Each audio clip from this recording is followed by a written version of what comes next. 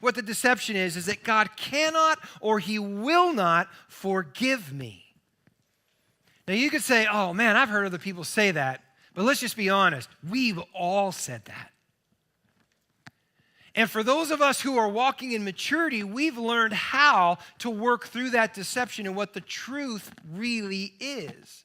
But when we're talking about the idea of will God forgive me, we're talking about the first time, because there's people, many people who never opened their hearts to God the first time because they believe that God could never forgive them.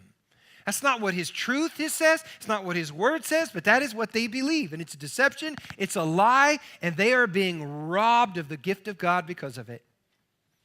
And the righteousness of God does not protect them from those lethal blows. The truth is right here for them to know.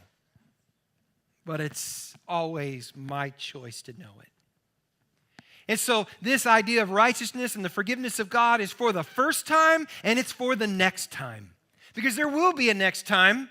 There's going to be a next time for a number of us during this message. Because you're going to think something that you shouldn't have thought. We're not going to unpack that, but it's going to be true.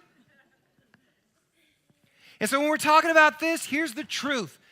The deception says God cannot and will not forgive me, but the truth is this. He has, he does, and he will. That's the truth.